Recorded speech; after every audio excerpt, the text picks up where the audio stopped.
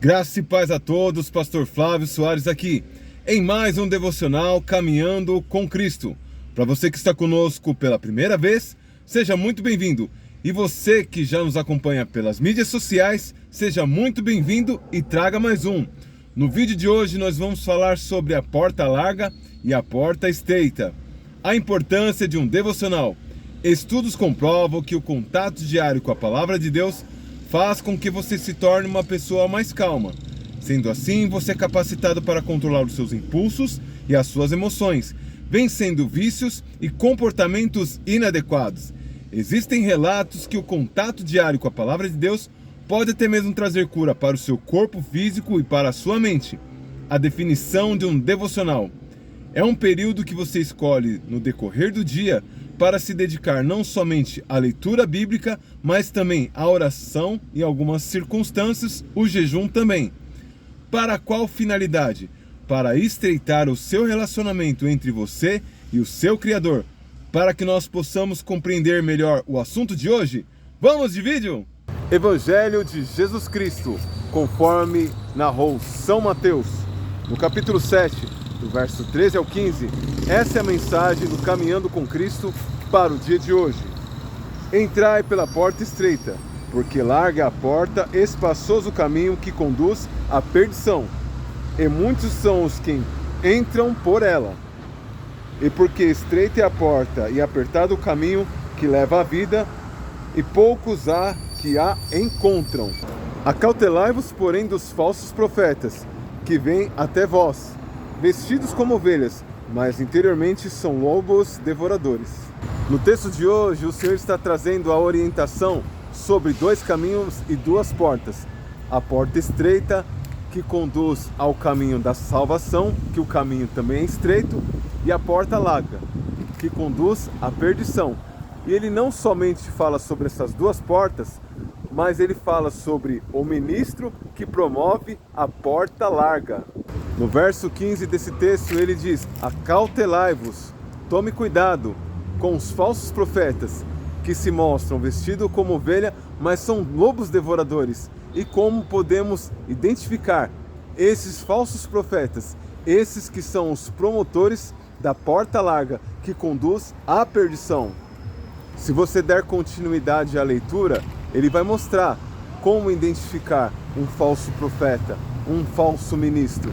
Pelas árvores se conhece o fruto. Ele declara que não se colhe frutos bons de uma árvore má e nem frutos maus de uma árvore boa. Não se colhe figos de espinheiros. Então basta você observar os frutos. Todo ministro de Deus vai produzir fruto de justiça, e todo falso profeta vai produzir escândalo, vai fazer com que a porta larga seja promovida cada vez mais por suas atitudes.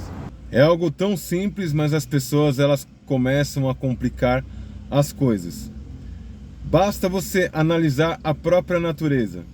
Você já viu algum pé de manga da laranja? Pé de manga, mangueira da manga, laranjeira da laranja. Já viu o pé de figo da uva? Também não tem essa possibilidade. Então, quando a gente se depara com a situação de uma pessoa que ela está dando mau fruto, mau testemunho, já fica fácil de identificar.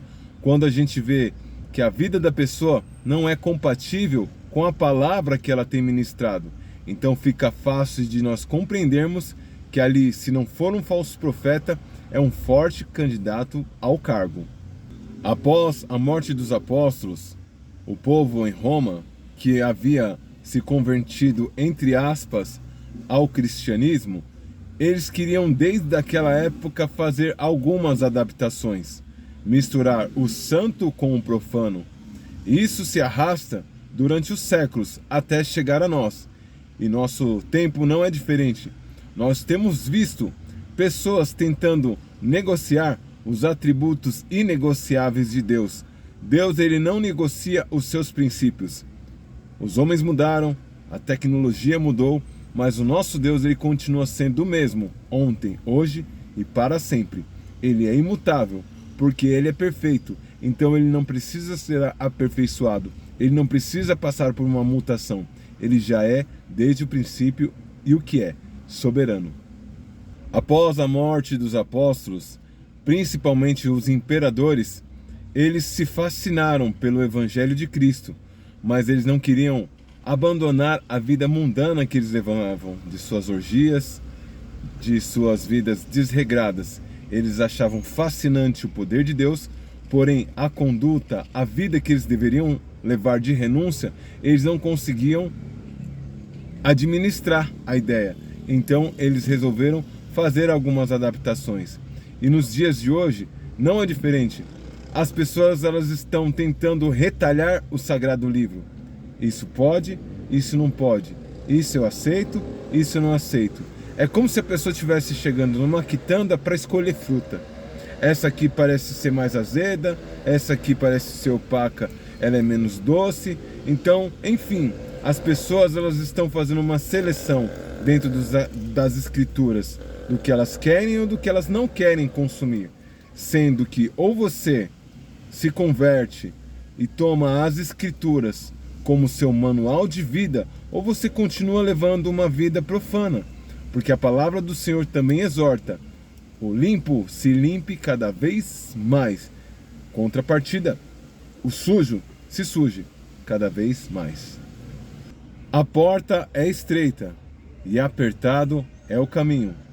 Aqui na plataforma você sempre vai ver eu fazendo o que nós chamamos de defesa da fé, sempre podando os exageros.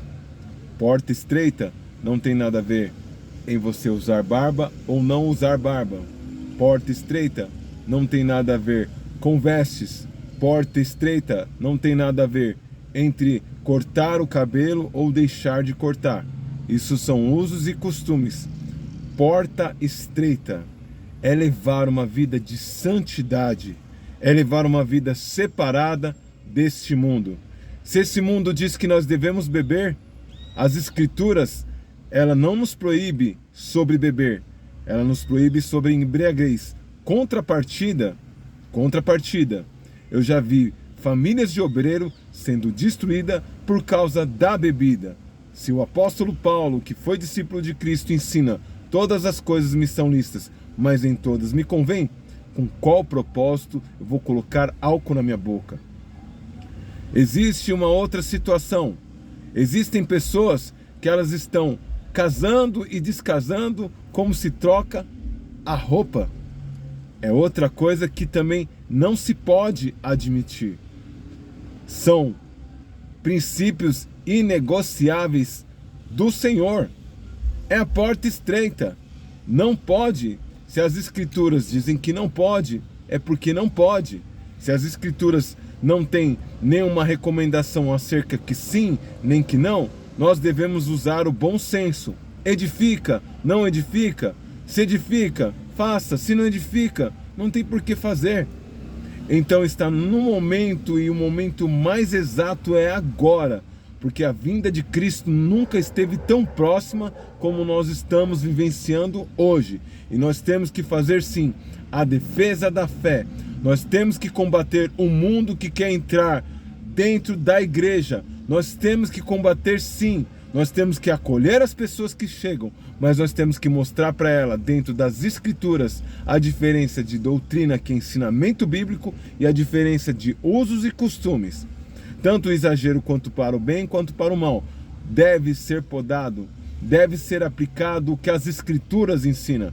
Não vai ser veste, não vai ser corte de cabelo, não vai ser as cores da parede da igreja, nada disso.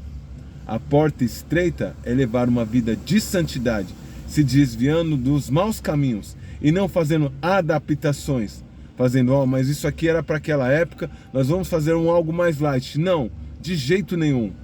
É inegociáveis. Os princípios do Senhor são inegociáveis. Então, acerte por entrar na porta estreita, porque o texto diz que muitos procuram a porta larga e a encontram, mas poucos são os que acertam a porta estreita, porque são poucos que a encontram. E se você encontrou uma igreja onde o nome de Jesus é honrado e esse evangelho é pregado, então siga, independente dos costumes. Veja bem, se a porta ela estreita, Veja bem se quem está à frente é um falso profeta ou um profeta autêntico. Como que a gente vê isso?